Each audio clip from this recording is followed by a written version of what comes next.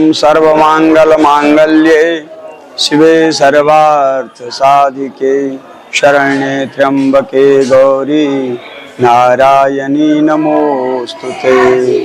शरणागत दीनार्थ परित्राण परायणे सर्वस्यार्ति हरे देवी नारायणी नमोस्तुते।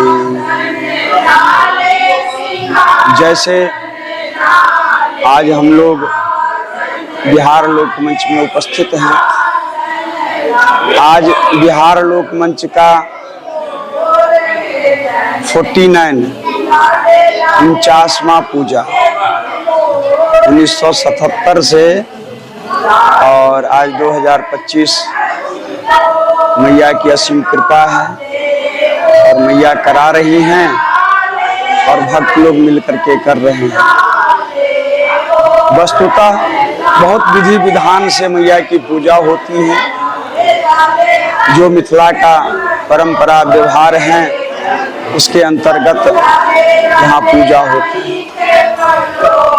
भगवती माँ दुर्गा का आराधना पूजा हर एक कामना के लिए प्रशस्त माना गया है और है भी, क्योंकि मार्कंडेय पुराण में भगवती की असीम वर्णन है। देवी भागवत में भगवती दुर्गा की असीम वर्णन है। अगर आप देवी भागवत को ले लीजिए तो देवी भागवत में मैया का जो लोक है उसका इतनी दिव्यता है, इतनी सुंदरता है जिसकी बखान नहीं की जा सकती है। भगवती दुर्गा की आराधना जो है हर एक जीव के लिए सब प्रकार के कल्याण के योग्य है और करना भी चाहिए। वैसे तो वस्तुतः साल में 4 नवरात्रा का विधान है, लेकिन 2 गुप्त कहा गया है और 2 हम लोग मनाते हैं। जिनको ज्ञान है तो चारों नवरात्रा करते हैं और करना भी चाहिए, बहुत ही पुण्यदायक है। देहि सौभाग्य आरोग्यम देहि में परमम सुखम रूपम देहि जंग देहि यशो देहि दुसो जहि। भगवती दुर्गा की आराधना पूजा करने से यह लोक और परलोक दोनों में जय जयकार होता है। इस लोक में आप अगर पूजा कर रहे हैं तो आपके घर परिवार आनंद होता है और परलोक का दुर्गा सप्तमी में ही हम लोग मैया से प्रार्थना करते हैं, न मोक्षास्याकांक्षा भावो विभवांक्षा पिचन में। तो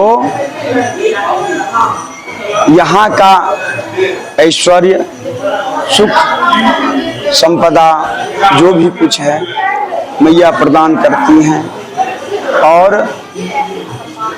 वहाँ जाने के बाद मैया अपने शरणागत करें तो मोक्ष की प्राप्ति है।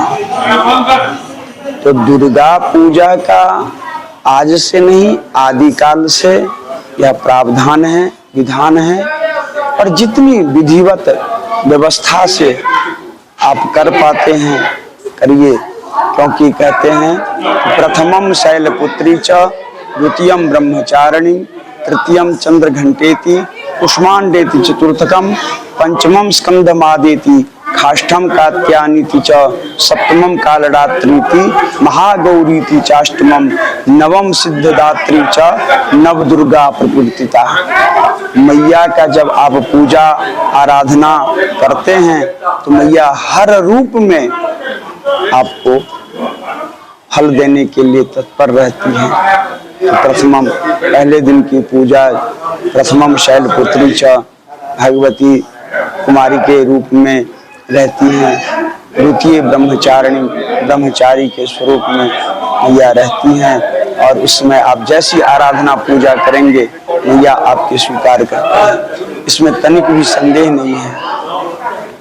अपने वैदिक पद्धति पुराण में शास्त्र में हर जगह दुर्गा जी की बहुत ही उपाख्यान है। बहुत ही वर्णन है। उस वर्णन को करने में तो बड़ा समय लगेगा, परंतु सूक्ष्म रूप से हम लोग अगर भर साल नहीं कर पाते हैं तो कम से कम ये 9 दिन शरदकालीन पूजा का अत्यधिक विशिष्ट महत्व है।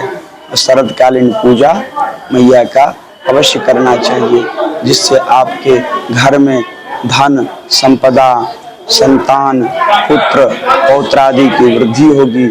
और निर्मल स्वच्छ भाव से मैया का अगर आप पूजन करते हैं तो निश्चित रूप से मैया ये सब वस्तु प्रदान करती हैं। उससे क्या होगा, आपके जीवन में, दाम्पत्य जीवन में, संतान के जीवन में दीर्घायु, सौमनस्य, सब प्रकार की कल्याण योग्य बात बना रहता है।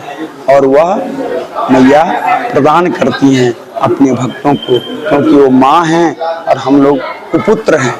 पुत्र तो नहीं है, कुपुत्र हैं, क्योंकि पुत्र तो जब बनेंगे जब सात्विकी विचार से, सम्य भाव से, किसी के प्रति द्वेष न करें, किसी के प्रति राग न करें, तब मैया के सुपुत्र होंगे।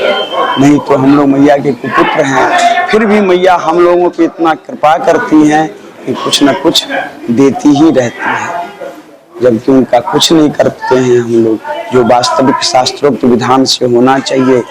और दुर्गा पूजन विधि विधान से करना चाहिए, क्योंकि मैया का 2 स्वरूप हैं, एक महिषासुरमर्दिनी का है और एक वैष्णवी रूप है। वैष्णवी रूप पूजा सब कोई कर सकता है, लेकिन महिषासुर की पूजा जो है ना, वो तंत्रोक्त और वैद्योक्त दोनों सम्मिलित हैं। इसलिए उसका जब तक अनुष्ठान विधि विधान से न हो तो महिषासुर की पूजा नहीं करना चाहिए। भगवती वैष्णवी के रूप में माँ का स्मरण करिए, पूजा करिए। मैया पूर्ण रूप से जैसे महिषासुरमर्दिनी की आप पूजा करते हैं वो फल देती हैं, उसी प्रकार से वैष्णवी रूप भी मैया का प्रशस्त है। इसमें तनिक भी संदेह नहीं है। अपने घर में सात्विकी विचार से रहें, कलश का स्थापन करें, अखंड ज्योत जलाएं, जिससे मैया ज्योति रूप में विराजमान रहती हैं घर में। आप घर में खेतरी बोते हैं, वह जब जन्म खेतरी उगता है तो वह मैया का ही स्वरूप होता है, और उसको निहारिए, दर्शन करिए, तो निश्चित रूप से आपका कल्याण होगा, इसमें कोई संशय नहीं है। मैया की पूजा आराधना इस लोक का सुख दे करके अंतकाल में आपका मोक्ष का साक्षी बनेगा। इसीलिए विराम करते हैं और आप लोगों से शुभकामना करते हैं कि आप लोग मैया का प्रशस्त रूप से पूजा आराधना जो भी बन पाए करिए, हृदय से। निर्मल मन जन सो मोहि पावा, मोहि कपट छल छिद्र न भावा, गोस्वामी बाबा तुलसी ने लिख दिया है। निर्मल मन से, निर्मल भाव से एक पुष्प अगर मैया को आप चढ़ाते हैं, मैया स्वीकार करती हैं। उस पुष्प के बदले में मैया कुछ नहीं रखती हैं, कई गुना उस पुष्प के बदले दे देती है। इसलिए पूजा आराधना में जो भाव हो, जितना सामर्थ्य हो, जितनी सक्षमता हो, उसमें कहीं भी कटौती नहीं करना चाहिए। चाहे वो आपके जीवन का कार्य हो, चाहे देव कार्य हो या यज्ञ पूजा हो, जहाँ भी जितनी सक्षमता में है आप उस रूप में पूजा करना चाहिए। इसके साथ विराम करते हैं। जय श्री राम।